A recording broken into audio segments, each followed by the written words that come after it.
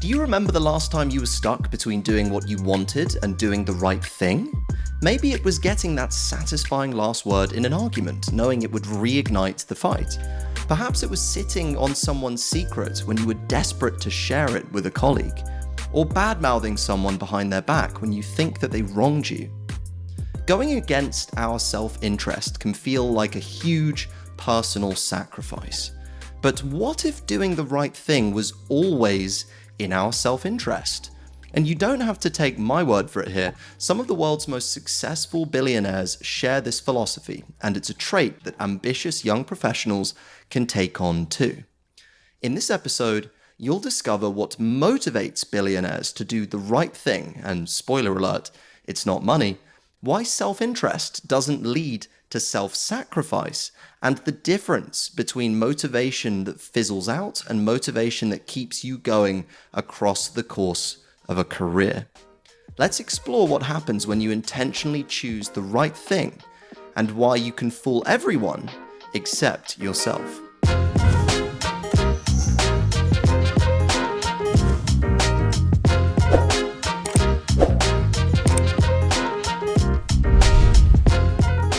We make choices every single day, and often those choices are dictated by our moral compass. Staying true to your beliefs when challenged and not bending, or handing in that wallet with credit cards in that you found on the floor. And I'm sure there are a bunch of other examples you can think of where you were tested between doing the right thing and what you wanted.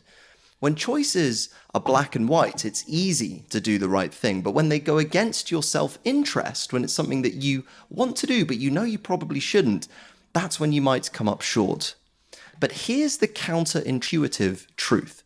Doing the right thing is always the right choice. And here's why. You'll never be able to fool yourself. When you're being honest with yourself and doing what you know to be right, you're going to sleep better and experience more peace. You'll develop a reputation as someone full of integrity, someone trustworthy and morally sound, the kind of reputation that only leads to good. As Rob Chestnut, author of Intentional Integrity and former general counsel at Airbnb puts it, you get paid in public for what you practice in private. And that can be for better or worse, as your mind will keep score of those ethical and unethical decisions that you make, even if nobody else does. Reputation is what people say about you when you're not in the room, and a great reputation opens doors you can't even see. Whereas a bad reputation closes those very same doors. So hopefully you can see how important it is to do what's right privately, even when nobody is looking. Developing this strong character, though, requires a constant source of motivation.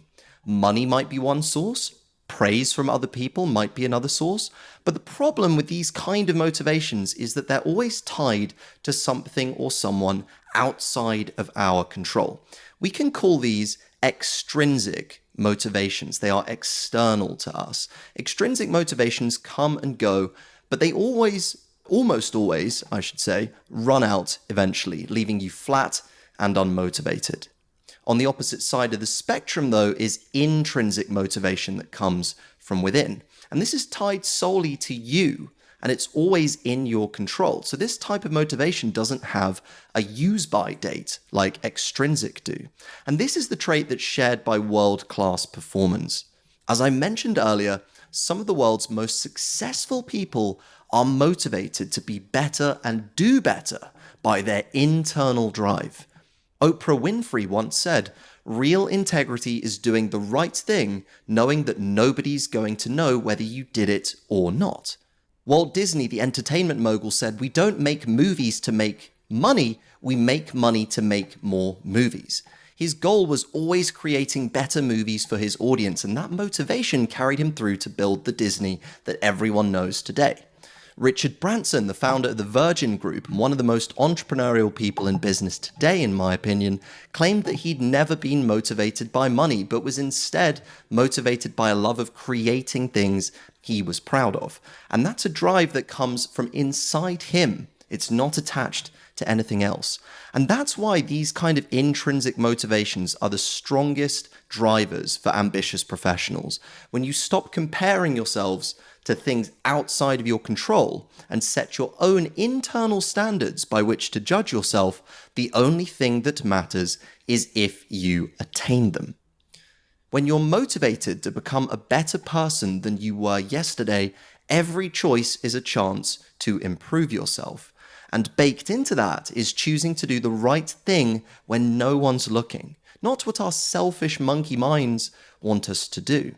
That helps us build better character and build trust with the friends, teammates, and managers that matter to us. Doing the right thing is a foundation that we build on brick by brick, and each action that we take is building that together. It has the benefits of helping us feel better about ourselves, letting us sleep better at night as we act with integrity, and acting as an intrinsic motivator that never has to run out.